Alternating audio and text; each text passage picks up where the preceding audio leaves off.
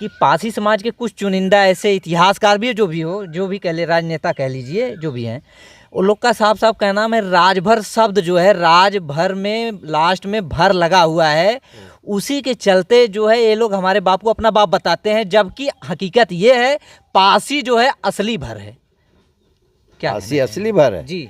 एक चीज़ बता दूं, R.K. चौधरी ने किताब लिखी है, एक पासी दर्पण भी है, 5-6 किताबें उनकी है हमारे पास। ऐसे पासी का इतिहास लिखा गया, हंसी आती है सुन के। एक तो बोलते हैं कि परशुराम के पसीने से पासी पैदा हो गए हैं, परशुराम के पसीने से। आप सोचिए पसीने से चिल्लर पैदा होते हैं, आदमी तो पैदा अजीब अजीब तो नहीं, ये एकदम गलत कर रहे हैं, अनर्गल कर रहे हैं हमारा। अरे मैं तो कहता हूँ भैया DNA टेस्ट करा लो जी, सबसे अच्छा तरीका है मान्यवर जी कि उनको बोलिए पासियों को और भरों का DNA टेस्ट हो जाए, देखिए मैच होता है जी सर। बिल्कुल नहीं मैच होगा। ऐसा कौन सा साक्ष्य, ऐसा कौन सा इतिहास, या फिर ऐसा कौन सा प्रमाण उन लोग को लग गया है, साफ साफ उन लोग का कहना है, इतना कॉन्फिडेंस के साथ कहते हैं कि पूरा साम्राज्य जो है उन्हीं का है, उसमें कोई दूसरा हो ही नहीं सकता। देखिए ऐसा है ना, NCERT की एक किताब थी जी, जिसने उसको लिखा था वो विवादित लेखिका हो गई, कोई मैडम थी, इस समय मुझे ध्यान नहीं आ रहा है जी। तो उसमें सुहेलदेव को पासी लिखा था जी, ये सही बात है। और 2 ही बरस के बाद सरकार ने उस किताब को बैन कर दिया। तो लिखा है उनकी किताब है, मुसलमानों की तबकाती नसीरी में 1,20,000 मुसलमानों को मारा था सुहेलदेव ने। तो आप सोच सकते हैं महाभारत में इतनी बड़ी लड़ाई नहीं हुई, एक तरफ के इतने मारे गए तो इधर के कितने मारे गए होंगे। तो अब इतिहासकारों को भी, सरकार को भी, सभी को ये पता चला है कि हाँ वास्तव में ये तो है, क्योंकि वो परीक्षण कर रहे हैं ना। अब ऐसा आ रहा है सुहेलदेव का नाम, तो जरा खोजे कहाँ है। तो जब मिल रहा है तो आप देखें, अब गाजी मियाँ का मेला जिससे लड़ाई हुई थी, वो मेले पर यूपी सरकार ने बैन। अंग्रेज़ों ने बहुत ज़्यादा हमारा इतिहास लिखा है। मैं बताऊँ आपको, फुहरर एक इतिहासकार है, उसने लिखा है मॉन्यूमेंटल एंटीक्विटीज एंड इंस्क्रिप्शन। पूरे उत्तर प्रदेश का सर्वे करके कहाँ कहाँ पे इनके किले कोट खाइयाँ हैं वो पूरा उसने दर्शाया, उसने वर्णन किया है। कनिंघम है, थॉमसन है, स्मिथ है, इलियट है, जॉन इलियट है, C.A. इलियट है, शेरिंग है, R.V. रसेल है, ये बहुत से राइटर, 50 राइटर हैं। अगर सबको इकट्ठा कर लेंगे तो हमारे जितना ब्राइट, आप समझिए द ग्रेट भर हेडिंग डाला उन्होंने, द ग्रेट भर। अपने बल और पौरुष और प्रताप से जगह जगह पर विभिन्न समय में हम राज करते चले आए हैं, लेकिन सबसे बड़ा राज हमारा भारसिव वंश में था, जो 200 बरस राज किया। 200 बरस, 200, 150 से लेके 350 ईस्वी तक। और उस समय सोने के हमारे सिक्के चलते थे। ये जो औरतें गाना गाती, आज भी शादी विवाह में हम लोग के औरतें गाना गाती हैं, सोने के थाली में ज्योना परोस्यों, लौंगा इलायची का बीरा लगायो, ऐसा ऐसा गंगा जल पानी, पता है कैसे कैसे गाती। वास्तव में हमारे सोने के सिक्के चलते थे भारसिव वंश में। और हाँ, अभी भी म्यूजियम में रखे गए हैं सिक्के। इतिहास में 2 तारीख जो है सबसे कलंक की तारीख है, एक है 1226 और दूसरी है 1246। 1226 में नासरुद्दीन शाह ने हमें कत्लेआम घोषित किया था कि सुल्तानपुर में जब नंद कुंवर को 1 महीने तक उनके किले को घेरी रही फौज और कब्जा नहीं कर पाई, तो एक धोखे से अंदर डोली में प्रवेश करके सैनिक और महाराजा का कत्ल कर दिया। कत्ल करने के बाद वहीं से मुसलमान और हिंदू के बड़ी जातियां मिल करके भरमारो अभियान चालू किया। उसमें खार करके बैस राजपूत लोग अलाउद्दीन खिलजी का बहुत जम के साथ दिया है, सुल्तानपुर गजेटियर में है ये सब वर्णन। और जब उसी समय भरमारो अभियान, यानी भर जहाँ भी मिले इनको मारो, इनका सब संपत्ति सब कुछ इनका अपहरण कर लो, लूट लो और इनको छोड़ो, जाने मत दो। और एक चीज़ बता दूँ, पूर्वांचल में ही राज नहीं था इनका, इनका मध्य प्रदेश में भी था, इनका बिहार में भी था, महाराष्ट्र में एक भंडारा जिला है, वहाँ पे भी शिलालेख मिला है कि यहाँ भगदत्त भर राजा का शासन था। तो हमारा बहुत दूर तक पंजाब तक ये सब एरिया हमारे शासन के अंतर्गत थी।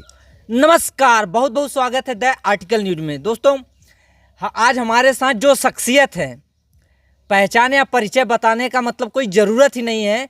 एम.बी. राजभर जी, जो कि इतिहासकार हैं, राजभर समाज की जितनी भी जानकारियां हैं सब आप इनके जरिए प्राप्त कर सकते हैं।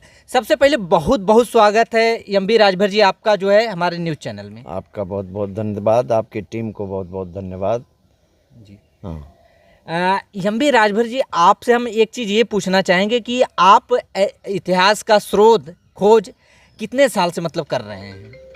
ये हम 1982 से जी राष्ट्रीय राजभर सेवा संघ से जुड़े जी और एक्टिव रूप में 1983 से हमने इतिहास की खोज स्टार्ट किया। जी और उसके पीछे थोड़ा सा कारण है कि राष्ट्रीय राजभर सेवा संघ है एक संगठन। हम बम्बई गए, पेपर में निकला था, गोमंडी में मीटिंग थी, लोग बैठे थे, हम भी गए, अपनी बात कही, लोगों ने कहा आप संगठन से जुड़िए।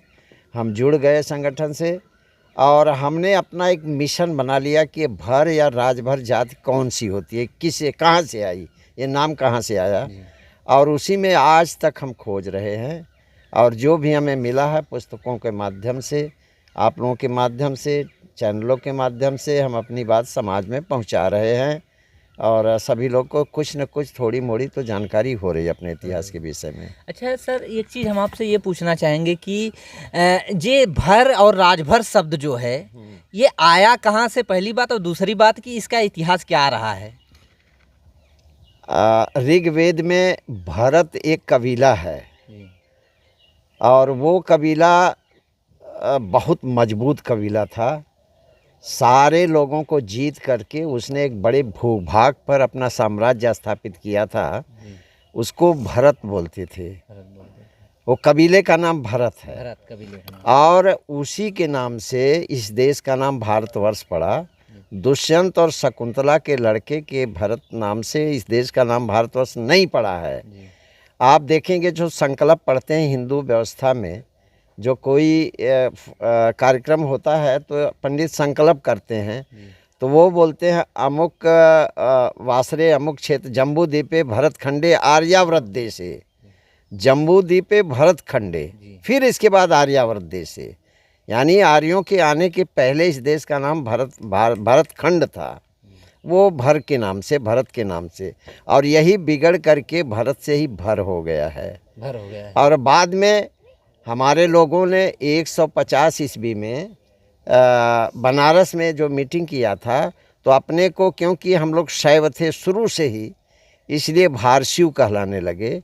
कुछ लोगों का ऐसा विचार है भारशिव से ही बिगड़ के भर शब्द बना है, लेकिन ऐसा नहीं है। भारशिव के भी पहले बहुत भर नाम था और उसका एक इतिहास है। गौतम बुद्ध के समय आप देखेंगे 16 जिलों में एक जिला था सुमसुम्मा गिरी, वहाँ पे भरत जाति राज करती थी। वही भर जाति है जो वहाँ पे राज करती थी। 16 जनपद थे, यानी गौतम बुद्ध से पहले भी हमारा यहाँ साम्राज्य रहा है।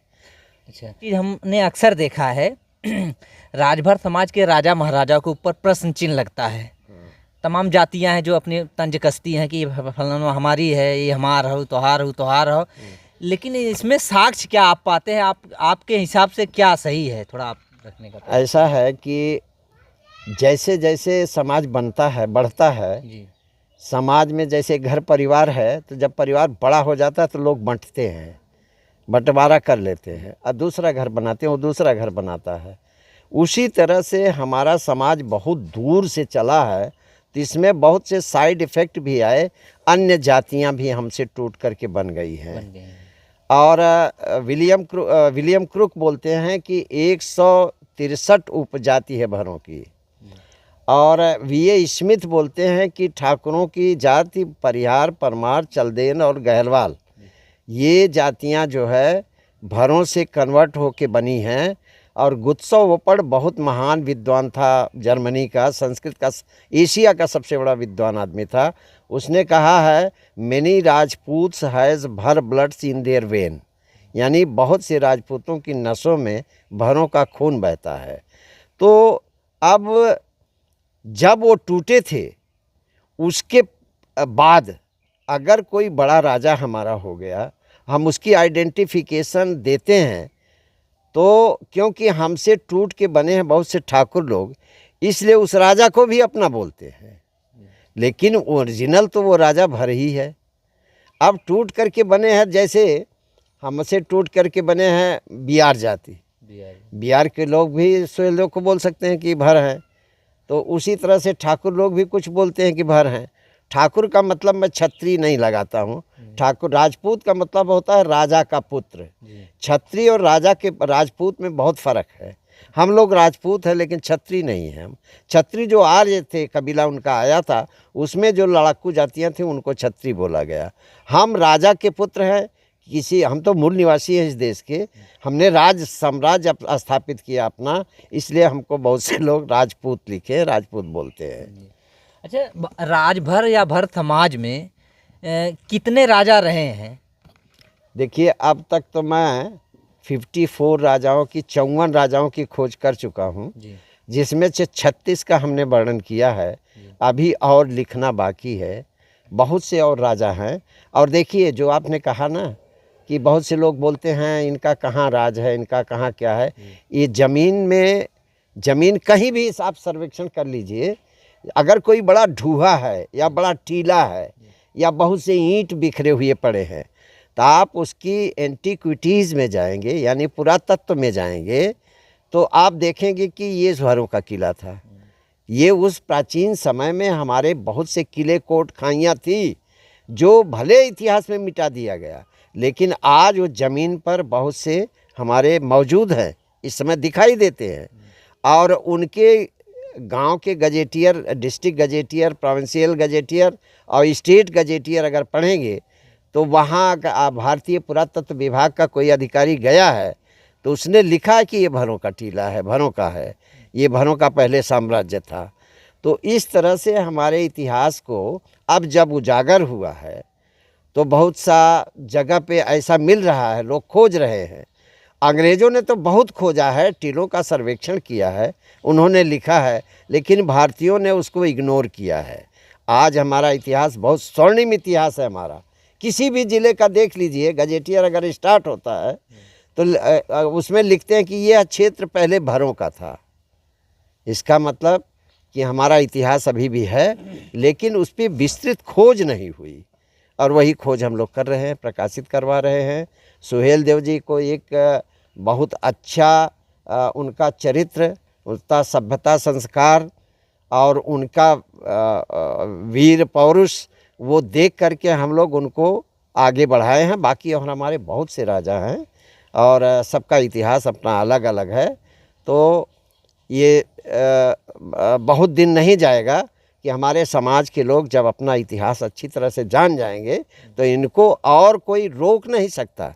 इनके विकास में बहुत हमारे साथ बहुत अन्याय हुआ है। हम लड़े मगर टूट गए, लेकिन झुके नहीं।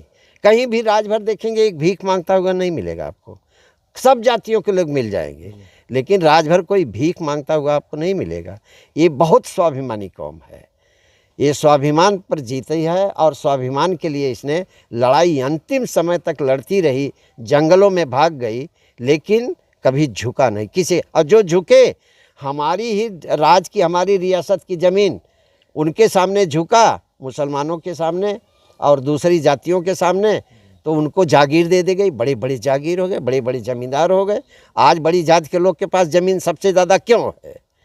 वो कहीं से पैदा नहीं किया, उन्होंने खरीदा नहीं है, चापलूसी में किया है। चापलूसी में उनको ज़मीन मिली, हमारी ज़मीन है वो सब। मतलब सब भरों की ज़मीन जो है, जी जी, बड़े बड़े जातियों आप देख लीजिए, यहीं आप जहाँ बैठे हैं, ये पूरा क्षेत्र, यहाँ पर देहद्वार में एक किला है, आसिल देव राजा थे, ये पूरा क्षेत्र उनके कब्जे में था। आसिल देव राजा राजभर समाज के ही थे? बिल्कुल, राजभर समाज के थे। डॉक्टर पंचम जी ने उसका सर्वेक्षण कराया है और बहुत सी चीज़ें वहाँ पे निकल के आई हैं।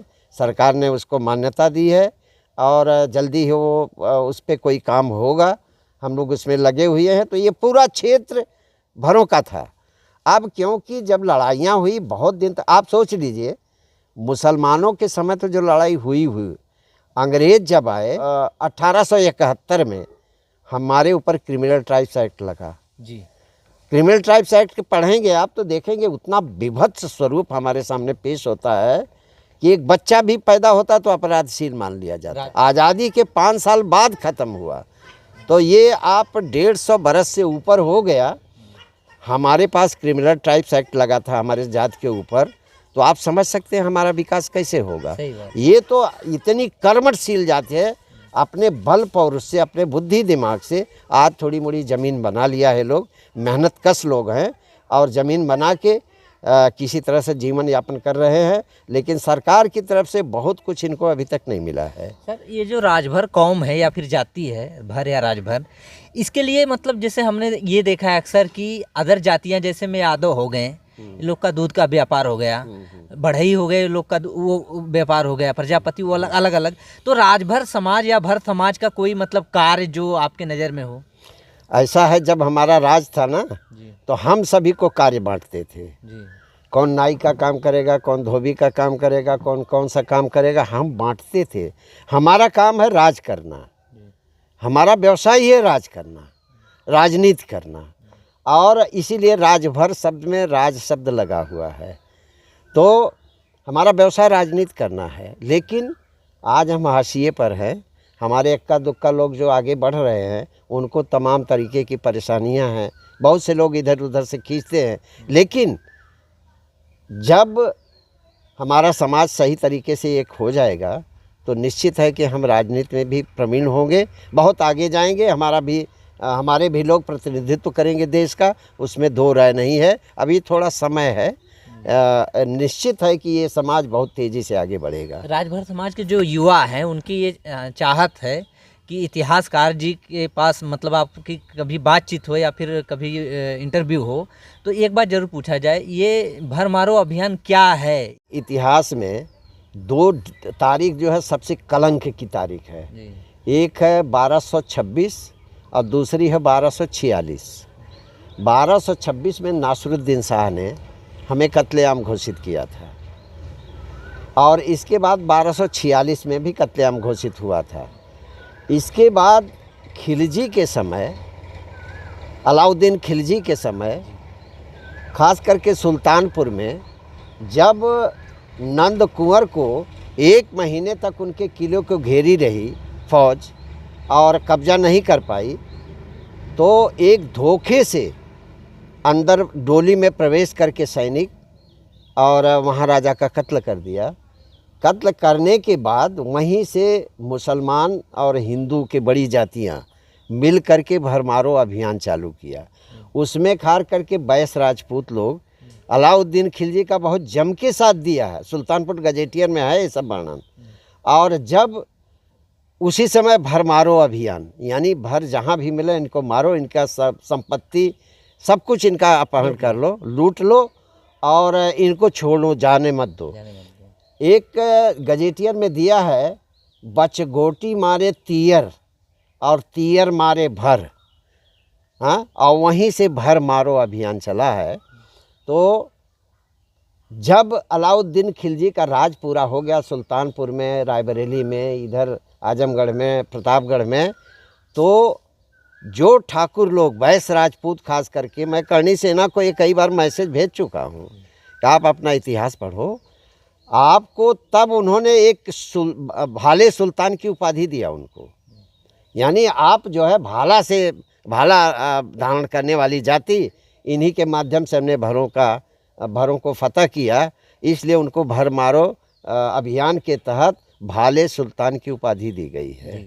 तो आप समझ सकते हैं कि इस देश की माटी का असली वारिस कौन है और इस देश की माटी के साथ किसने गद्दारी किया और किसने वफादारी किया, आप इसे समझ सकते हैं। आज करणी सेना वाले कहते हैं कि भर तो हमारे पीछे, हमसे आगे कहाँ है, हम तो कुछ भी कर डाल, बड़ी बड़ी मोछ रख के टाइट करते हैं। मैं कहता हूँ कि वो पहले अपना इतिहास पढ़ लें।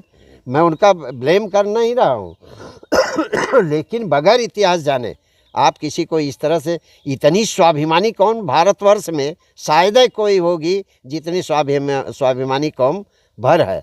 और एक चीज़ बता दूँ, पूर्वांचल में ही राज नहीं था इनका मध्य प्रदेश में भी था, इनका बिहार में भी था, महाराष्ट्र में एक भंडारा जिला है वहाँ पे भी शिलालेख मिला है कि यहाँ भगदत्त भर राजा का शासन था।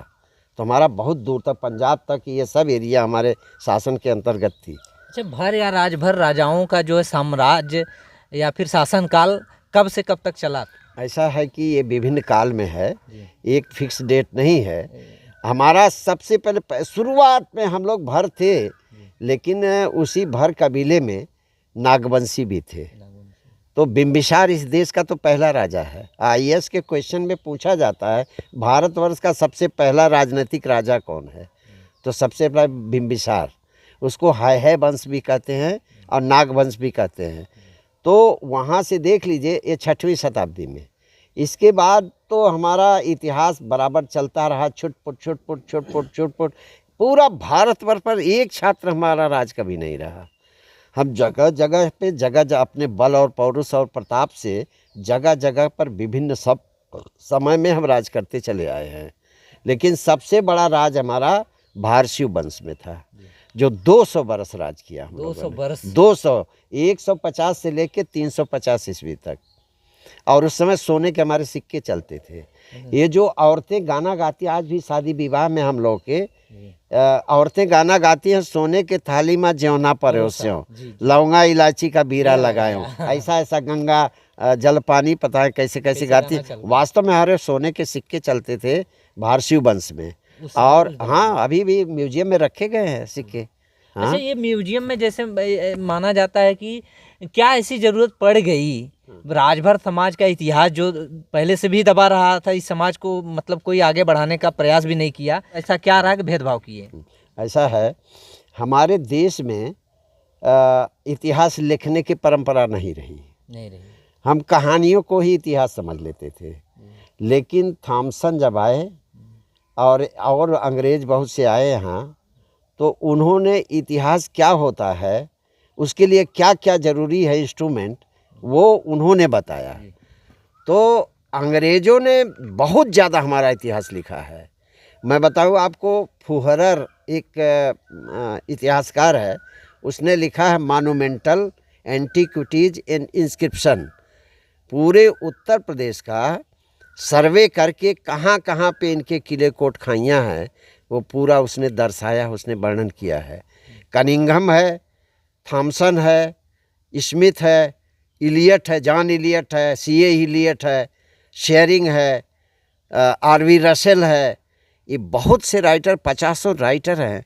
अगर सबको इकट्ठा कर लेंगे तो हमारे जितना ब्राइट, आप समझिए द ग्रेट भर हेडिंग डाला उन्होंने। द ग्रेट भर, द ग्रेट भर। ये जो है विदेश के जो है ग्रेट माने महान। जी, विदेश के राइटरों ने ग्रेट भर लिखा है, लेकिन तुलसीदास ने इनको नीच भर लिखा है। थोड़ा सा एक दोहा है दोहावली में, उसमें नीच भर कहा है। तो आप समझ सकते हैं इनका इंटेंशन क्या है। दूसरी बात यह है कि आप ये बहुत अच्छा प्रश्न किया आपने, सुहेलदेव 1000 वर्षों तक विलुप्त क्यों थे? सुहेलदेव 1000 वर्षों तक तो कोई जानता ही नहीं था। आज सन 82 के बाद, 83 के बाद, पहला हमने इंग्लैंड से मैंने फ़ोटो मंगाया सुहेलदेव जी का, स्केच फ़ोटो कनिंघम का बनाया हुआ। भारतवर्ष में कहीं फ़ोटो नहीं था। उनके किले पर गए, चारदा किले पर गए, उनके 14 किले, कुछ तो नेपाल में इस समय हैं। ये सब सर्वे करने के बाद जब हमने किताब लिखी, पेपरों में कई बार दिया, तब लोगों का ध्यान इस तरफ गया कि अरे सुहेलदेव भी कोई शख्सियत है। और इतना ब्राइट हिस्ट्री कि मैं राणा प्रताप और शिवाजी को कम नहीं आंक रहा हूँ, लेकिन राणा प्रताप और शिवाजी, राणा प्रताप जी तो मारे गए थे, लेकिन शिवाजी बगनखी लेके नहीं गए होते तो उनके साथ भी धोखा होता था। लेकिन ये तो दहाड़ करके, और आप समझिए एकता बना के 21 राजाओं को एक तरफ मिला करके, क्योंकि आप समझिए जो लिखा है उनकी किताबें में, मुसलमानों की तबकाती नसीरी में 1,20,000 मुसलमानों को मारा था सुहेलदेव ने। तो आप सोच सकते हैं महाभारत में इतनी बड़ी लड़ाई नहीं हुई, एक तरफ के इतने मारे गए तो इधर के कितने मारे गए होंगे। तो अब इतिहासकारों को भी, सरकार को भी, सभी को ये पता चला है कि हाँ वास्तव में ये तो है, क्योंकि वो परीक्षण कर रहे हैं ना। अब ऐसा आ रहा है सुहेलदेव का नाम, तो जरा खोजे कहाँ है। तो जब मिल रहा है तो आप देखें, अब गाजी मियाँ का मेला जिससे लड़ाई हुई थी, वो मेले पर यूपी सरकार ने बैन लगाया तो बैन भी लग गया है, संभल में जो लगने वाला था मेला बैन भी लग गया है। और वहाँ पर जो है बहुत से राजनीतिक पार्टियां हैं, जो उनके पदाधिकारी हैं, उनका साफ साफ मांग है कि यहाँ पर जो है सैयद सलार मसूद का जो स्थान पूजनीय स्थल है उसको हटा दिया जाए, वहाँ पर सुहेलदेव राजभर जी का जो है मूर्ति स्थापित करके वहाँ पर पूजा पाठ या मेला का आयोजन किया जाए। देखिए, मैं इसमें राजनीति में के पचड़े में नहीं पड़ना चाहता हूँ। मैं तो कहूँगा कि इतने मुसलमान वहाँ से आए थोड़े थे विदेश से, बहुत से यहीं के जात, हमारे समाज के लोग बहुत से मुसलमान बने हैं, बहुत सी जातियों कन्वर्ट हो गई मुस्लिम में। तो मैं ये कहूँगा कि एक विदेशी आक्रांता अगर कोई देश पे आक्रमण करता है तो आज तो ये सब लोग, चाहे मुस्लिम हो चाहे हिंदू हो, सभी लोग तो उस पर जट करके मुकालबा करेंगे ही। तो अगर उस समय किया और कन्वर्ट हुए, जबरन कन्वर्ट हुए, इनको तो साथ देना चाहिए। और मैं मुस्लिम भाइयों से कहूँगा कि द्वेष बस नहीं, हम चाहते हैं कि आप भी साथ दें कि एक आक्रांता का कभी पूजनीय नहीं माना जा सकता। कहने का मतलब ये है सर, आप एक बहुत बड़े इतिहासकार भी हैं, और सबसे बड़ी बात है जो मांग है इस समय, जो मांग चल रही है, वो मांग कहाँ तक सही है, आप थोड़ा अपने। मैं भाजपा को बहुत धन्यवाद दूंगा कि उन्होंने ये डिसीजन लेट लिया, लेकिन दुरुस्त लिया। लेकिन मुसलमानों से द्वेष पैदा करके ये मेला वेला लगाना, ये मैं इसके पक्ष में नहीं हूँ। मुसलमानों को मिला करके, उनको समझा करके कि आप इस चीज़ को समझो कि जननी जन्मभूमिश्च स्वर्गादपि गरीयसी, हमारी जन्मभूमि जो हो सबसे ऊंचे, आप भी यहीं के जन्मे हो लेकिन कन्वर्ट हो गए हो किसी किन्हीं परिस्थितियों बस। आपको भी चाहिए कि किसी विदेशी आक्रमणकारी का साथ न दे करके, उसको महिमा मंडित न करके, अपने देश के इतिहास को हमको आगे बढ़ाना है। और मेले में नहीं जाना, मेला में अगर जाना है तो हमको सुहेलदेव जी के विजय दिवस में जाना है। एक भव्य तरीके से मैं चाहूँगा भाजपा सरकार को एक बहुत भव्य तरीके से सुहेलदेव के विजय दिवस के रूप में 10 जून को एक बड़ा मेला लगना चाहिए। यहाँ पर उत्तर प्रदेश में जगह जगह पे लगना चाहिए, ऐसी व्यवस्था करे। लेकिन मुस्लिमों से द्वेष पैदा करके ये काम न करे, मैं ये रिक्वेस्ट करता हूँ, विनती करता हूँ। कुछ पार्टियां हैं, मैं नाम नहीं लेना चाहूँगा, कुछ पार्टियां हैं, कुछ पार्टी के जो है उच्च पदाधिकारी भी हैं जो कि खुलेआम विरोध कर रहे हैं, जो खुलेआम जो है उस दरगाह के सपोर्ट में आ रहे हैं। उसको आप किस नज़रिए से? ऐसा है कि सन 47 में जब देश आज़ाद हुआ तो उसमें ऐसा एक नियम बनाया लोगों ने कि जितनी सन 47 के पहले जितनी भी प्राचीन स्मारक हैं या किले कोट खाइयाँ हैं, उनको डिस्टर्ब न किया जाए, जैसे हैं वैसे ही रहने दिया जाए। इसके बाद नए तरीके से अगर कुछ होता है तो उस पर रोक लगनी चाहिए, क्योंकि वो पहले बन चुका है। तो उसके बगल में और जगह है, बहुत सा हम बना सकते हैं, लेकिन उसको तोड़ करके मुस्लिमों की भी भावना आहत होगी। क्योंकि हम कैसे सर, हिंदू तो विरोध में है इस समय की, मतलब ये भैया हम लुटेरा सबसे पहले हम मनुष्य हैं, बाद में हिंदू मुस्लिम हैं मानवता हमें सभी के दिल में एक और मुस्लिम तबके के लोग भी काफी विरोध नहीं, में मैं तो इसलिए कह रहा हूँ कि मुस्लिम तबके के लोग, उनको इस चीज़ को समझना चाहिए कि हमको जय सुहेलदेव बोलना चाहिए, बल्कि जय गाजी मियाँ नहीं बोलना चाहिए। ये मैं उनसे भी कहता हूँ, क्योंकि गाजी मियाँ आया था तो देश को लूटने के लिए आया था। और एक चीज़ और आपको मैं बता दूं, बहुत बारीक चीज़ आजकल चल रही है। कुछ लोग कहते हैं कि सोमनाथ मंदिर जब लूटा जा रहा था तो उस समय गाजी मियाँ उसका सेनापति था, महमूद गजनवी का। एकदम बातें गलत है। उसमें 13-14 साल का था गाजी मियाँ, वो वहाँ नहीं था, उसके पिताजी थे, उसके पिताजी उस युद्ध में थे। और यहाँ तक कि बल्लरी का पिताजी जो सुहेलदेव की औरत हैं, उनकी रानी, उनके पिताजी भी वहीं मारे गए सोमनाथ मंदिर में। तो गाजी मियाँ का कोई हस्तक्षेप सोमनाथ मंदिर के लूटने में था, ऐसा मुझे अभी तक नहीं मिला, क्योंकि उनकी उम्र उस समय 12, 13, 14 साल की थी, उससे ऊपर के नहीं थे। तो ये कहना कि गाजी जो है ये सोमनाथ मंदिर भी लूटा था, सेनापति था, वो बातें गलत है, वो बात सही नहीं है। लेकिन ये तो ऐतिहासिक मतलब साक्ष्य के तौर पे ये तो सही है कि मतलब सैयद सलार जो मसूद गाजी था वो विदेशी आक्रांता था और कत्लेआम करता था। हिंदू मतलब जितनी भी मंदिर है, आस्था का केंद्र है हिंदू भाइयों के लिए, उसको जो है ध्वस्त कर देता था, बर्बाद कर देता था, बहन बेटियों की इज्जत भी लूटता था। ये सही है ना? ये बात सही है आपकी, कुछ हद तक सही है।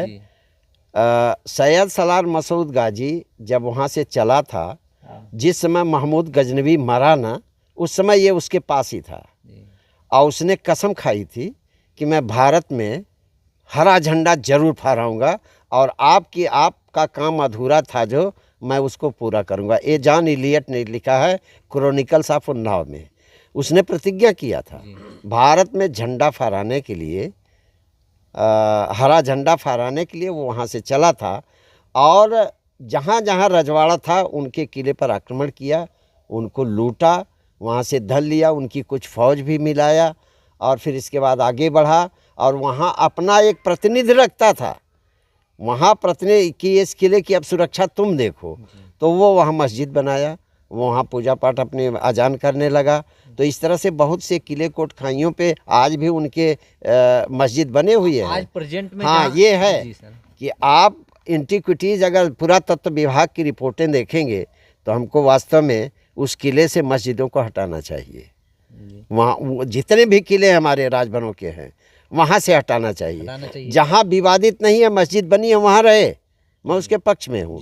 लेकिन हमारी वो क्योंकि धरोहर है, उस धरोहरों पर जो उनका कब्जा जमाया है वो कब्जा उनका वहाँ से हटना चाहिए। लेकिन जहाँ पर जो मजार बनी हुई है वहाँ पर जो है हिंदुओं की मतलब मांग है, वहाँ पर जो है ऐसा सुनने में आया, हालांकि हम साक्ष्य नहीं जानते ना, तो हमको मालूम है सुनी सुनाई बात, वहाँ पर जो है कोई सूर्य कुंड था जहाँ पर मजार बना हुआ है और वहीं पर उसका जो है दरगाह बनवा दिया गया। ये कितने % सही है? इससे विस्तृत हमने किताब लिखी है, आपको एक किताब दे दूंगा मैं सुहेल देव की, सुहेल देव जी की।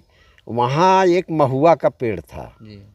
जब गाजी आया, सतरिक में उसका मुख्यालय था, सतरिक बाराबंकी पड़ता है, लेकिन जब वहाँ गया तो उसको बड़ा अच्छा स्थान लगा, बहुत शीतल हवा, वहाँ एक पोखरा था, इसके बाद कुंड था, तो वहाँ वो रुका, वहीं पे तख्ता उठा बिछा के बैठा, वहीं टेंट लगाया।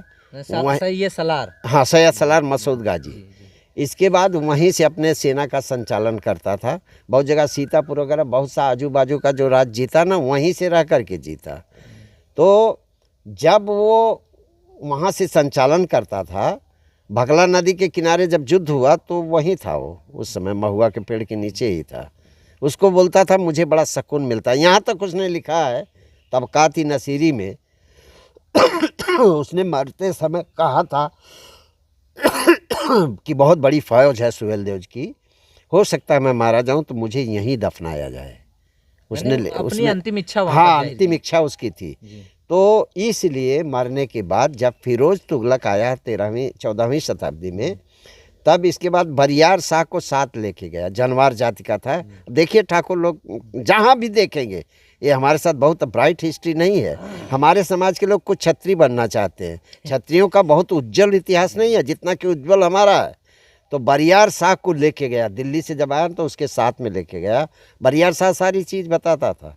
तो उसने कहा कि यहीं मारे थे, और मारे थे जबकि वहाँ चित्तौड़ा में, झील के बगल में, कुटला नदी के किनारे। लेकिन फिरोज तुगलक को गलत सूचना दी गई कि यहीं मारा था, इसलिए वो बड़ी मजार बना दिया वहाँ, और उसी पर लोग पूछते हैं। तो हम बड़ा अच्छा है। वहाँ सूर्य कुंड था या नहीं था? नहीं, बिल्कुल था, सूर्य कुंड था, और वहाँ सूर्य की पूजा, इसलिए अर्क भी बोलते हैं। सुहेल देव सूर्य की भी पूजा करते थे, तो एक अर्क वंश से ही बन गया है उससे, जो अर्क माने सूरज होता है। और अब मैं तो धन्यवाद दूंगा भाजपा सरकार को कि चित्तौड़ा झील के पास ही बगल में जहाँ पे मारे थे गाजी मियाँ को, वहाँ पे भव्य एक पर्यटक स्थल बना रहे हैं। वो बहुत खुशी की बात है, बहुत अच्छी बात है। और हम चाहेंगे कि वहाँ जो संस्था बनी है, संस्था साफ़ सुथरी हो, उसमें कोई लाग लपेट नहीं हो, राजनीति नहीं होनी चाहिए, और उसमें हमारे समाज के लोग भी उस संस्था में होने चाहिए। डॉक्टर पंचम साहब इस पे लगे हैं, काफ़ी लिखा पढ़ी उन्होंने किया है, और हम चाहते हैं कि वहाँ सुहेल देव राजभर लिखा जाए और अच्छे तरीके से वहाँ मेला लगे, भव्य मेला लगे, सारे लोग शरीक हों, हिंदू मुस्लिम सारे लोग इनवाइट किया जाए, सारे लोग शरीक हों वहाँ। एक चीज़ ये विवादित है थोड़ा, लेकिन हम प्रश्न रखना चाहेंगे आपके बीच। ये इसमें जो महाराजा सुहेल देव राजभर के टाइटल को लेकर के जो विवाद छिड़ी है, मतलब प्रेजेंट में जो मुख्यमंत्री हैं उत्तर प्रदेश के योगी आदित्यनाथ जी, किसी भाषण के मतलब भाषण कहीं दे रहे थे, उसके बीच में जो उन्होंने महाराजा सुहेलदेव पासी का नाम ले लिया। और भी मतलब पासी समाज के जितने भी मतलब पहुँचे हुए लोग हैं या इतिहासकार हैं, वो लोग सुहेलदेव को पासी बताते हैं। कितने % सही है? ऐसा है कि इस पे हमारा एक संस्था बनी है, राजभर इतिहास संरक्षण समिति जी। हम लोग के पास बहुत स्ट्रांग एविडेंस है, प्रमाण हैं, और हम लोग उसको पुटअप कर रहे हैं। ये भ्रांतियां हैं। पासी का जो मैटर है मैं आपको क्लियर बता दूं, पासियों तक की भी ये बात जानी चाहिए आपके माध्यम से, कि एक समय था कि जब सूर्यवंशी लोग यानी आर्य लोग अवध क्षेत्र पे आक्रमण किए तो उस समय हमारा राज था। हमें से लड़ाई हुई, पहले अयोध्या के पूरे क्षेत्र भरों से लड़ाई हुई। ये राज सूर्यवंशियों ने, अगर राम थे तो राम के खानदान पूरे, ये हमसे राज लिया इन लोगों ने और अपनी राजधानी बनाया वहाँ। राजधानी बनाने के बाद धीरे धीरे उनका भी डाउनफॉल होता है इतिहास का। जब उनका डाउनफॉल हुआ तो 140 ईस्वी में वहाँ सूर्यवंशी का एक राजा था जिसका नाम था कनकसेन। जब भर उस समय चले गए थे हिमालय की तराई में ज़्यादातर, तो जब देखे अयोध्या में सूर्यवंशियों का राज कुछ कमज़ोर हुआ तो सोचे कि जैसे देखिए सुहेलदेव जी, हमारा ब्लड कैसे चलता है, हमारे जीन्स में क्या है। हमारे लोगों ने सोचा कि अब ये कमज़ोर हुए हैं, कुछ लोगों को मिलाया जाए, मिला करके इनसे युद्ध करें, अब हम इनको हरा देंगे। तो उन्होंने 3 जातियों के राजाओं को मिलाया। एक जात थी चेरू, जिसका बंगाल की तरफ राज था, बिहार के कुछ पार्ट में उनका राज था, असम तक उनका राज था। और एक जात थी पासी, जिनका ये लखनऊ के आजू बाजू में इनका कुछ राज था, राजस्थान वगैरह में। और एक भर थी जो अयोध्या में थी। तो इन तीनों की फौज मिला करके एक भयंकर युद्ध किया सूर्यवंशियों पर। और जब युद्ध किया तो कनकसेन जब देखा कि मेरी फौज सब मारी जा रही है तो भाग चला वो। भागते भागते जाके गुजरात में टिका वो। पीछा किया कुछ दूर तक, लेकिन फिर उसको छोड़ दिए, चले आए ये।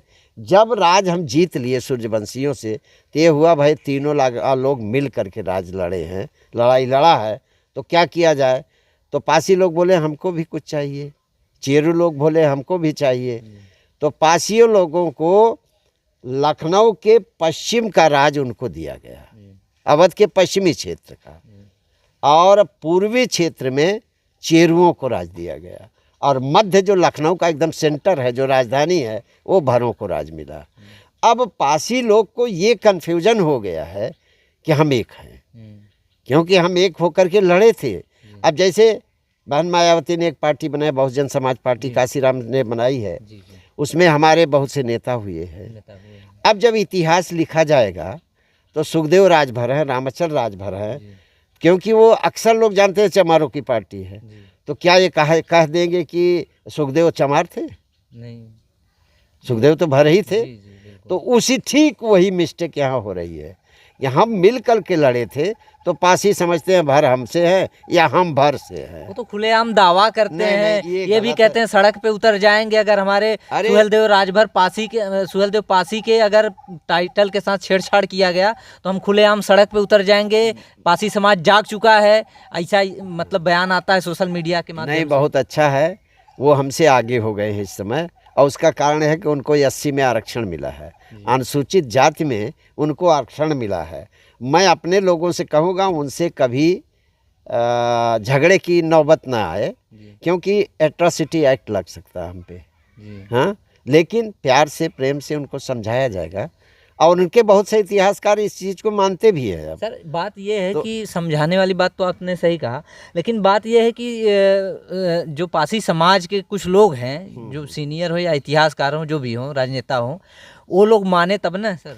साहब ऐसा है कि पहली बात तो एक बड़े विद्वान लोग, एथनोलॉजिस्ट जिसको बोलते हैं, जाति शास्त्रीय, जाति शास्त्र के प्रकांड विद्वान, हम आज तक अनटचेबल सिद्ध नहीं हो पाए। हम अछूत हैं आज तक सिद्ध, पूरे भारतवर्ष में कहीं भी अछूत जात में हमारा नाम नहीं है। पासी अछूत हैं, अनटचेबल हैं, अब बताइए हमारा उनका रिलेशन कैसे हो सकता है? और ये भी मतलब उन लोगों का मतलब ये भी कहना है कि हम महाराजा जो है हमारे जाति के थे और हमें जो है आरक्षण न भी मिले तो भी कोई दिक्कत नहीं है, लेकिन हमको जो है हमारा टाइटल हटाया नहीं जाए, जो राज हमारे राजा रहे हैं। यह उनके जात के उनका प्रॉब्लम है, हमारी प्रॉब्लम नहीं है। वो आरक्षण छोड़ना चाहें तो कौन मना करता है? आरक्षण छोड़ दीजिए, आप आरक्षण वो कर दीजिए, सरकार को लिख करके दे दीजिए कि हमको आरक्षण नहीं चाहिए हमारी जाति को। जहाँ तक राजा का सवाल है, इतिहास आप बदल नहीं पाएंगे, इतिहास तो कतई बदल नहीं पाएंगे। जो अंग्रेज तो हमारे कुछ नहीं लगते थे और न पासियों के लगते थे। अंग्रेजों ने जो लिखा है शुद्ध रूप से उनको भर लिखा है। और एक चीज़ और बता दूँ, सबसे बड़ा प्रमाण ये पासियों को बता दीजिए आप कि बिल्कुल, आप बताइए, हम क्या तबकात इन नसीरी किताब है, मिनहाउद्दीन सिराज ने उसको लिखा है। 1248 ईस्वी में वो किताब लिखी गई है। हाँ, तो उस किताब में लिखा है, सुहेलदेव से लड़ाई लिखी है, उसमें बरतूह लिखा है, बरतूह, कहीं पासी तूह नहीं लिखा है। उसमें सुहेलदेव की जात बरतूह लिखा है। और ब्रैकेट में बड़े बड़े विद्वान फारसी के, क्योंकि फारसियन लैंग्वेज में है वो, उर्दू के जानकार और पारसी के जानकार बरतू को ब्रैकेट में भर लिखते हैं। और कैसे पढ़ा जाता है, ब का भ कैसे हो जाता है, ये एक छोटी सी बीच में मिस्टेक हो जाए ना तो ब का भ हो जाता, भ का ब हो जाता है। तो ये इस चीज़ को वो तबकाती नसीरी पढ़ लें, इसमें 11,500 उसका दाम है उस किताब का। पासी लोग मंगा लें और पढ़ लें, उससे कोई पुरानी किताब तो है नहीं, 1248 ईस्वी में लिखी गई है। तो वो किताब सही होगी कि आज जो कह रहे हैं ये सब, ये जिससे लड़ाई हुई वो कह रहा बरतू जात के थे, तो पासी जात के थे, ऐसा तो लिखा नहीं है। आप कहाँ से कह रहे हो? नहीं तो उनका उसके बाद से बहुत से इतिहासकार लोग इनको भर लिखे हैं, गजेटियर में भर लिखा हुआ है, बहुत जगह लिखा है, भर राजपूत या थारू राजा। तो थारू, क्योंकि थारुओं का राज हम लोगों ने लिया था, तो लेकिन कहीं पासी ऐसा लिखा नहीं गया है। एक चीज़ सर हम आपसे जी सर, एक चीज़ हम आपसे और ये जानना चाहेंगे कि पासी समाज के कुछ चुनिंदा ऐसे इतिहासकार भी है, जो भी कह ले, राजनेता कह लीजिए, जो भी हैं, वो लोग का साफ साफ कहना है राजभर शब्द जो है, राजभर में लास्ट में भर लगा हुआ है, उसी के चलते जो है ये लोग हमारे बाप को अपना बाप बताते हैं, जबकि हकीकत ये है पासी जो है असली भर है। क्या पासी असली भर है जी? एक चीज़ बता दूं, R.K. चौधरी ने किताब लिखी है, एक पासी दर्पण भी है, 5-6 किताबें उनकी है हमारे पास। ऐसे पासी का इतिहास लिखा गया, हंसी आती है सुन के। एक तो बोलते हैं कि परशुराम के पसीने से पासी पैदा हो गए जी। परशुराम के पसीने से, आप सोचिए पसीने से चिल्लर पैदा होते हैं, आदमी तो पैदा नहीं, अजीब अजीब। दूसरी चीज़ यह है कि फिर कहते हैं कि पास रहते थे, इसलिए हमारा नाम पासी है। कहते हैं पासी असी, यानी पास और असी तलवार रखते थे, इसलिए हमारा पास। 7-8 कॉन्सेप्ट इनका है, पहले तो वो क्लियर कर ले कौन सा कॉन्सेप्ट आपका सही है। और हमारा तो शुद्ध रूप से है, this caste is variously known as Bhar, Rajbhar, Bharat and भरपतवा। ये बहुत प्राचीन समय से ऐसा चला आ रहा है, इसमें कहीं तो पासी शब्द नहीं लगा है जी सर। लेकिन तो नहीं, ये एकदम गलत कर रहे हैं, अनर्गल कर रहे हैं हमारा। अरे मैं तो कहता हूँ भैया DNA टेस्ट करा लो जी, सबसे अच्छा तरीका है मान्यवर जी कि उनको बोलिए पासियों को और भरों का DNA टेस्ट हो जाए, देखिए मैच होता है जी सर। बिल्कुल नहीं मैच होगा। ऐसा कौन सा साक्ष्य, ऐसा कौन सा इतिहास या फिर ऐसा कौन सा प्रमाण उन लोग को लग गया है, साफ साफ उन लोग का कहना है, इतना कॉन्फिडेंस के साथ कहते हैं कि पूरा साम्राज्य जो है उन्हीं का हैये है, उसमें कोई दूसरा हो ही नहीं सकता। देखिए ऐसा है ना, NCERT की एक किताब थी जी, जिसने उसको लिखा था वो विवादित लेखिका हो गई, कोई मैडम थी, इस समय मुझे ध्यान नहीं आ रहा है जी। तो उसमें सुहेलदेव को पासी लिखा था जी, ये सही बात है। और 2 ही बरस के बाद सरकार ने उस किताब को बैन कर दिया, क्योंकि विवादित था, उसको रोक दिया उस किताब। आज तो कहीं नहीं छप रहा है कि सुहेलदेव पासी थे। हरियाणा की सरकार कक्षा 7 में जो निकाला उसमें भर लिखा है, यहाँ पे जो कक्षा 6 में है उसमें भर लिखा है, लखनऊ में जो मूर्ति बैठी उसमें भर लिखा है, जो यहाँ मूर्ति बैठी बनारस में उसमें भर लिखा है। आप भर या राजभर लिखा है, आप कहाँ कैसे कह सकते हो? सारे रिकॉर्ड हैं। मैं तो एक बार मीटिंग भी किया था हम लोगों ने, इस पर निर्णय हो जाए। दुर्भाग्य ये है कि उसका वीडियो बना था, वीडियो वो पता नहीं डिलीट हो गया, क्या हो गया कि नहीं, तो उसमें कहा था उन्होंने हम सोहेल देव जी के विषय में आप कभी नहीं कहेंगे कुपासी थे। मतलब कबूले थे, कबूले थे। बखूबी। हमने सेंट्रल हॉल में, यहाँ कॉमन हॉल लखनऊ में दारुल सफा में पासियों के भरों की संयुक्त मीटिंग बैठाई थी। आप कहें तो मैं, मेरे पास रजिस्टर है, वो जितने पासियों की साइन है। हाँ बिल्कुल, और उनका मोबाइल नंबर है, आप उनसे पूछ लीजिए। बल्कि उन्होंने कहा लाखन जो है ये लाखन नहीं, ये बिजली पासी था। बिजली लाखन सबको तो पासी लगा ही है सर। सुनिए, बिजली को कहा उन्होंने ये पासी था।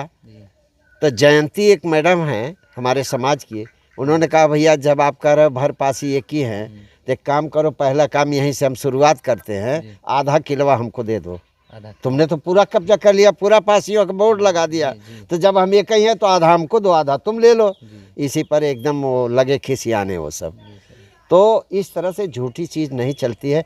ओवर कॉन्फिडेंस उनको क्यों आया है, क्यों ऐसा बोल रहे हैं कि एससी में है, वो अनुसूचित जाति में है, विकास कर चुका है। विकास नहीं कर चुका है जी। पासियों का जहाँ तक मैटर है, एक तो कोर्ट में केस भी चल रहा है, क्यों नहीं हाजिर हो रहे हैं? उनको नोटिस जा रहा है, बार बार हाजिर नहीं हो रहे हैं, तो बोलिए उनको हाजिर हो जाए, कोर्ट में प्रूव कर दे। अरे अभी 2 दिन पहले का तो वीडियो आया है, वो लोग बोल रहे हैं सीधा कि अगर टाइटल के साथ छेड़छाड़ हुई तो हम लोग रोड पे कूद जाएंगे और जो 2-2 हाथ कर लेंगे। भाई अगर आप कूदना चाहते हैं तो समुद्र में कूद जाइए, भारत के 3 कोने में समुद्र है, कूद जाइए आप समुद्र में, कौन रोकता है आपको? आप कूदना चाहे तो कूदिए। 10% अगर पासी जुड़ गए तो सबको खत्म कर देंगे। ऐसा पुराना इतिहास कोई मिटा नहीं सकता, माई का लाल, कोई मिटा नहीं सकता। उनको ये ज्ञान होना चाहिए अच्छी तरह से। RK चौधरी जब थे, उनसे भी मेरी बात हुई थी, हमने कहा सर आप मिशन के आदमी हैं, एक बाभन के पसीने से आप, मतलब बाभन की औलाद हैं, आप गाली देते हैं पासियों को।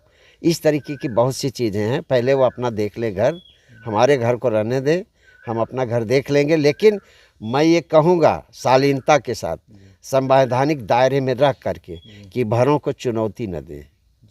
बिल्कुल ये मैं कहूँगा। यही तो सर खुलेआम अभी हम नहीं, अभी हमारे खून में, और हम उनसे निपटेंगे तो संवैधानिक तरीके से निपटेंगे। हम मार पीट करके नहीं निपटेंगे। गाली गलौज जैसी भद्दी गालियाँ देते हैं, कितने लोग को सुना हमने, ऐसी गालियाँ बिल्कुल नहीं होनी चाहिए। अगर लड़ना है संवैधानिक तौर पे, कानून के दायरे में आकर के आप लड़ाई लड़ो, अपनी बात आप कहो, अपनी बात हम कहें, हाई कोर्ट सुप्रीम कोर्ट तक चलो। लेकिन इस तरह से अभद्रता का व्यवहार ये कतई हमारे समाज, भद्र समाज है हमारा, अभद्रता बिल्कुल लाइक नहीं करता है। उनको चाहिए कि आप शालीनता के तौर पे पेश आइए।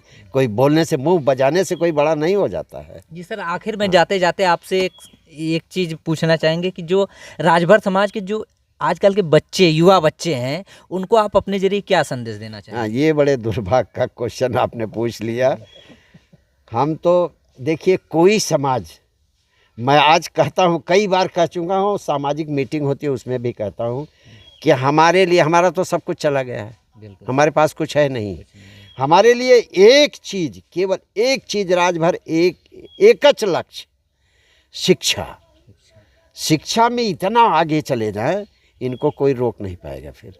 और मैं जस्ट रिवर्स देख रहा हूँ, हर भरौटी का लड़का बिल्कुल स्कूल नहीं जाएगा, और कुछ जाते भी हैं तो कभी किताब उठाते नहीं, मन से पढ़ते नहीं। और दौड़ में आप देखिए कितनी पुलिस की भर्ती होती है, अगर ये दौड़ भी नहीं करते, ये तो 8 बजे तक सोते हैं। राजा की कौम है ना, राजा की कौम है, इसे राजसी ठाठ इनका है। तो मैं तो इनको संदेश यही दूंगा कि भैया ये सब गलत है, एकदम बिल्कुल गलत है। आपके नसों में किसका खून है, इसे याद रख कर के आप कुछ करो, आगे चलो। आज कंपटीशन का ज़माना है। यादव बिरादरी को मैं धन्यवाद दूंगा, अपने कर्तव्य से आज बहुत आगे। नहीं तो हम लोग सन आपसे ये 50-50 के आजू बाजू में हमारे दादा बाबा बोलते थे, अहिर और भर लगभग समान होते थे, एकदम कम समकक्ष होते थे। लेकिन उन लोगों ने एक व्यवसाय जो दूध वाला किया, उससे एक भैंस पाल के एक लड़के को BA MA करा लिया उन लोगों ने। तो हमारे समाज को मैं यही कहूँगा कि कुछ तक हमारे भरौटी में कुछ ये चीज़ें हैं। कई लोगों के पास पैसा आ रहा है, भैंस पाले हैं, लेकिन पढ़ाई लिखाई में बच्चों का नहीं बिल्कुल रुचि ही चली गई है। और अगर समाज को विकास करना है तो एक लक्ष्य शिक्षा को आगे आना है, बगैर शिक्षा के कुछ नहीं होगा। मैं मेरा ये संदेश है। बहुत बहुत बहुत बहुत धन्यवाद। धन्यवाद सर आपको अपना बहुमूल्य टाइम देने के लिए राजभर एक्सप्रेस और द आर्टिकल न्यूज़ चैनल पर। दोस्तों ये थे राजभर समाज के इतिहासकार एम.बी. राजभर जी, जो कि भरों का राज और साम्राज्य कब से कब तक रहा, क्या राज रहा, और मतलब कि कहाँ से चल के कहाँ पर आके खड़े हुए हैं, किस तरह का इतिहास रहा है, सब कुछ बेबाकी से इन्होंने बताया। दोस्तों इसी तरह की न्यूज़ आप लोग को इस चैनल पे मिलते रहेंगे। तब तक के लिए इजाज़त चाहेंगे। जय हिंद, जय भारत।